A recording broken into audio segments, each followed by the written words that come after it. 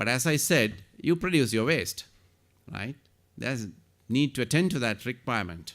And that's what I said. The past is fantastic, but in this particular context, we have so much to change and realize. So that's why I want to just highlight, because we have been conserving water, we have been separating solids and liquid. You can see some of the toilet systems and the post-toilet, the waste treatment, before it runs onto some other place. We have examples of it over centuries, right?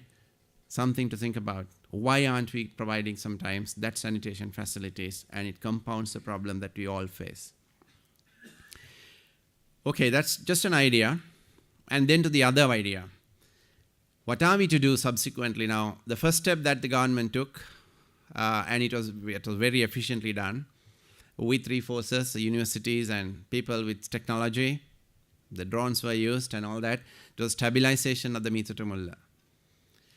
Now the point that I want to raise is that just because that's garbage and that's a dump, now one should not think, okay, how can I move this away to another place? That should not be the line of thinking, right? There has to be the way of recovery and reuse of the same place with the same system. And it can also potentially, you can recovery of energy. So I take this just an example of the landfill, the dump, can't call it a landfill, the dump of Tel Aviv in Israel. And that's an additional problem because it was close to the airport as well. And then the birds do get in connect with these waste dumps, and you can have a hazard to flying, right? And so they had to really move away from this. What they did was to completely recover that. Now this is the Ariel Sharon Garden. And perhaps you're not supposed to smoke there because there is this landfill gas that's coming out from the ground. So you have some of these places, it's better anyway, right? You're not supposed to smoke. So it's anyway a good thing. So this is a park, and now it's a tourist destination in point. You can view the town from top of this mountain. And that has been the former dump and now a garden. So reclamation is possible, right? So it's the landscape architects. Those are the professions that need to be engaged and used. And you recover these places. So if you're thinking about the 260 plus that we're talking about dumps, we should not looking at moving it from A to B because I don't like it here now. But we must look at systematic usage of this land and with proper stabilization techniques and recovery. Because moving millions of tons again to another destination is not something that we should be thinking about. So hopefully this is what's going to happen to Mithutumulla as time moves on. So this is one of the largest such dumps been reclaimed in Philippines, right? So you can see the landscaping, you can see it's been used, it's garden. And to me, one of the interesting examples is if you look at the National Science Center, one of the science centers in India is Kolkata, this is on a dump. Now today in Sri Lanka, we are desperately looking at how to position a National Science Center in the middle of the city, but most of the city fathers do not like a science center in the city. We don't mind few test playing grounds in more than the number that we require for a city, but we don't want a science center for informal learning and for everybody a family outing where you can learn science. So it's been shifted to Homagama, right? So this is a kind of situation. Anyway, here in on top of the dump, the recovered, reclaimed, and it's serving Kolkata. So all things are possible. Of course, you take the right structural techniques, and you also do energy recovery because these dumps do put out methane, and you can go on extracting the gas for perhaps like, depending on how rich the waste or the time period, at least to up to 20 years. Of course, there have not been sanitary landfills.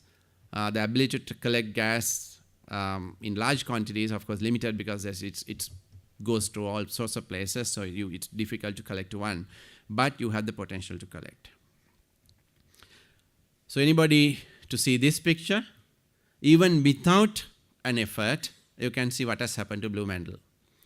So this is Blue Mandel from the top, and you can see it's a nice patch, right? Some decent real estate that can be developed. And this is without any effort. This is a nature reclaiming in its own way. And so just before Mithutumulla, the project was actually underway to do this process, to expedite the process and to recover it, not to move it away. So you can see how the nature reacts, and what you do is you accelerate the process and also recover get benefits from the contents therein, right? That's what one should understand. So the answer to the dumps, an answer to Meethotamulla and other places, is we can reclaim and we can transform them into some important places within the city. And that's important to factor in. The landfill gas collection has to be done, and this is where I suggest that we should look at our own way of doing things, right? Sometimes when you have external projects, the return on investments concepts are very different because you're mobilizing people from outside, and they have their own ROIs, and of course the costs are different. But it's also important in waste management that we should develop our own expertise in this. It's a matter of engaging oneself and empowering the institutions to do that. Now today at Mutturajavela, something like that is interestingly happening. You may hear it as, okay, we are dumping that into Mutturajavela. It's not exactly what is happening. Yes, separated waste, government has made it mandatory to separate waste, and the waste segregated is moving to Mutturajavela because the projects, there are 3 projects. Today, of course, Kardiana was launched, and 2 other projects were launched a week back. That is at Mutturajavela again. So 3 waste to energy projects are now moving. And so that's 2,200 metric tons per day type of almost Colombo waste, and with future in mind, like from the waste from Port City. So the projects are on, but the point is these things are not going to materialize tomorrow. No, day after tomorrow. It will take maybe 3 years max, and Kardiana biogas may come much faster, like in 18 months. So that will be excellent, right? But you have to do something today, and this is why we were stressing even the day after Meethotamulla. Look, we need to contribute in our own way to reduce. Because if we can reduce from that 1,000 metric ton, the viability of some of these projects can change actually. Because what we have planned are basically based on that everybody is going to throw their waste out. And that's the waste profile, right? And the quantity. And you can radically change in that particular simple demonstration that we did with garbage from Colombo. If you internalize that waste management, lot less is needed, available to be processed, and the magnitude of the project can shrink significantly from that aspect. And then the load on the economy is very different, because today we are talking about significant amount of expenditure in these projects, and government has escalated, or rather put an increased price, 36 rupees 20 cents for the purchase of power. And the entire project hinges on this power purchase agreement, right? And then CB is transferring some of the load to the treasury. And of course, transferring the load from CB to treasury means, we have to endure that problem, right? But of course, you are looking at how to solve the waste problem. It's not an energy generation problem, but the business model of all the projects are connected to the electricity tariff. So we can get from this gas, and this is one thing, we need to work in and support some of these enterprises with nationally. So this will be a situation where the waste to energy, so this is the general picture. This is what in reality of a system after a landfill has been closed, and then you have the landfill gas. In these particular places, you almost flare some of these gases. You don't actually utilize it. It's not very good. It's very useful to use it. So you actually connect the energy that is coming out into a utilization, some either thermal or in electricity, and you can benefit from that. But most of the time, sometimes some people just flare it away. You don't want to release it as methane, because that's an enhanced greenhouse gas, 28 times much more than carbon dioxide, so you don't want to release methane in that manner. Right, we need to understand the Colombo solid waste profile, and we need to understand the role that we can play. I stressed that on the beginning. But what is important is all our projects, we need to work in the raw material type. And it's always interesting with waste projects. I don't know why, but when a person tries to put a factory, this is all solid waste, this is a factory, right? You normally should try to understand your raw material well. and you understand the raw material quality, the consistency, the variables, etc., variations. But it's very interesting, in most of the time in waste projects, you look at secondary data and try to develop your entire project based on someone else's publication. Lot less efforts goes into analyzing the waste in detail, seeing the variation. So it is something unique in an observation made over most of the projects, because you can speak of about more than 100 projects for Colombo, solid waste over the period, right? And almost always, okay, this process can move in and solve the problem.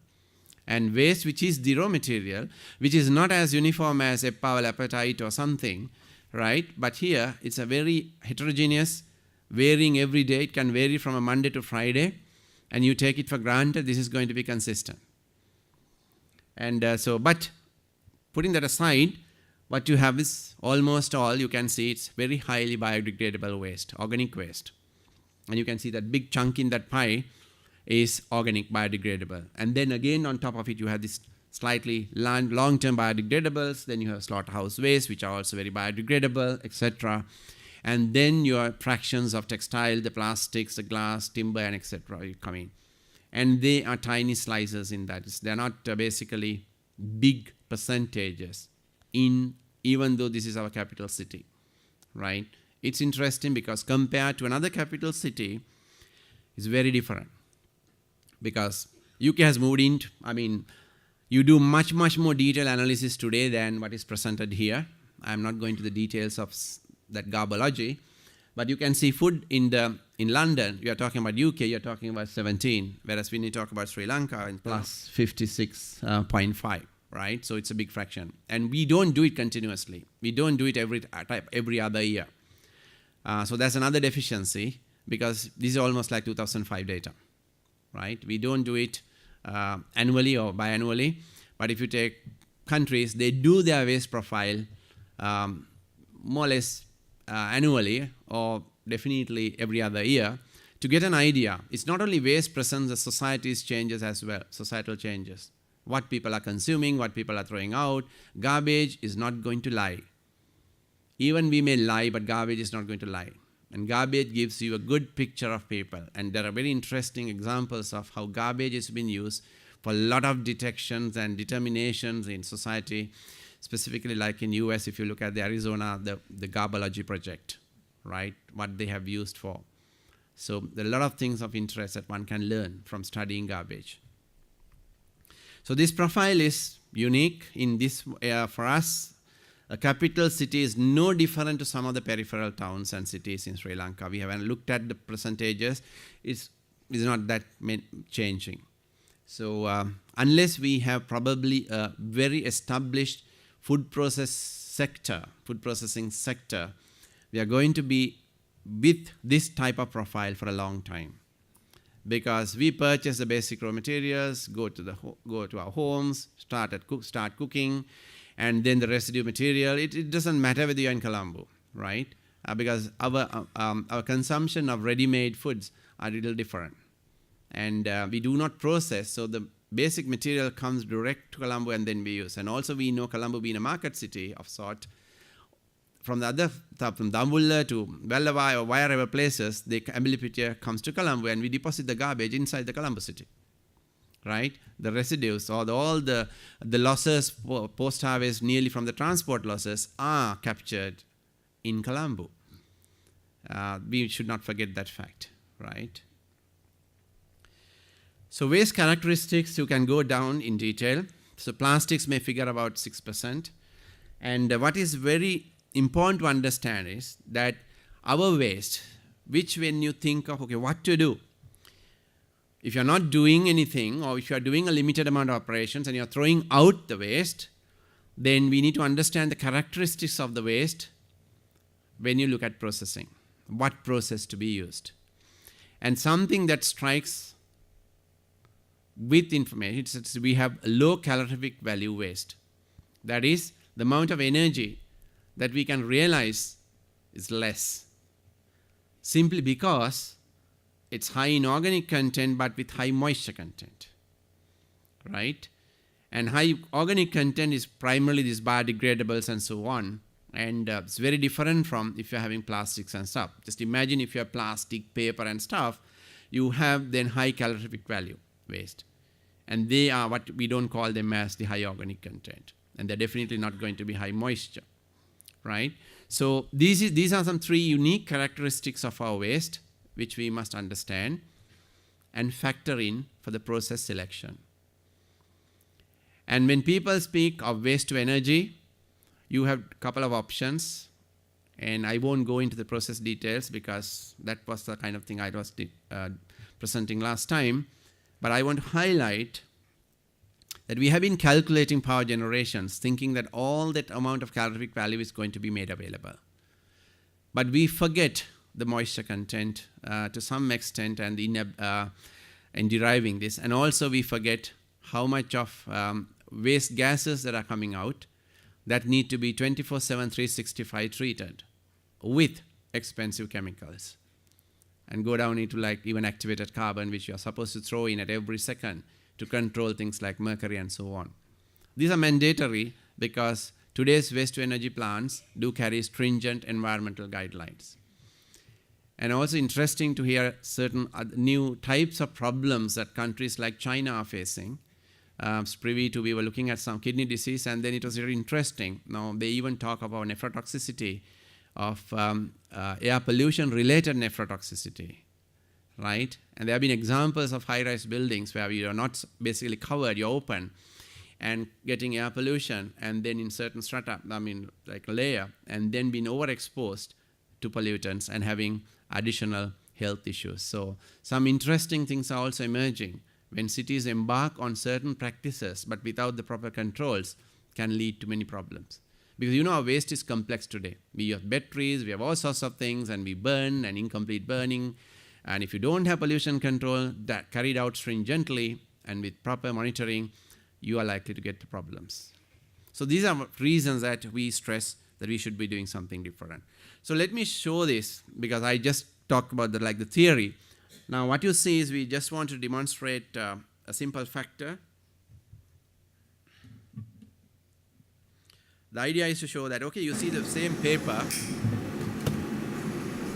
but we are trying to burn. That's what incinerator means. But you can see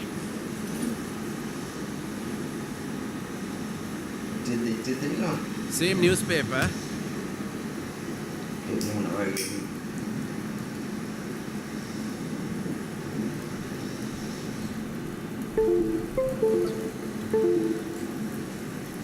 And here what I try to do, if you are doing waste energy, your waste's supposed to give you energy.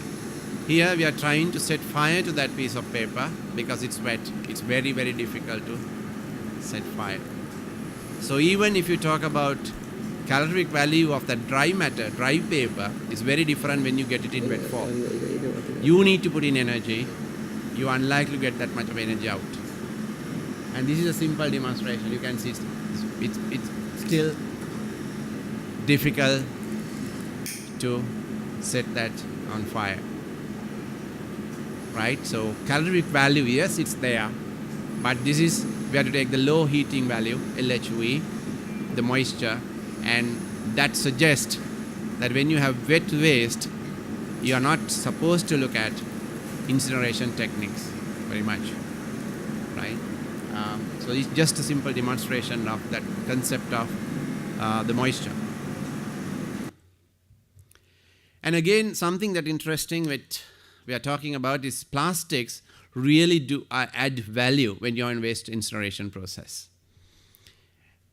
And something that is going to happen very soon, and hopefully Sri Lanka will support it rather than saying, okay, postpone it, let's get rid of it, again go back to the normal, is the plastic ban, right? Not overall plastic ban, that is not quite right, but certain products, we should never blame plastics. Plastics have been very, very useful servants, but we have misused the material, right? Or abused the material. And some products in some formats are probably not necessary.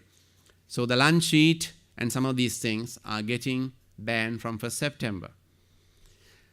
We can ask the question, what's the alternative? Part of the alternative is to accept the ban and move on with different practices, right? And that is where we can contribute, because we are talking about 30 million bags and lunch sheets per day in Sri Lanka.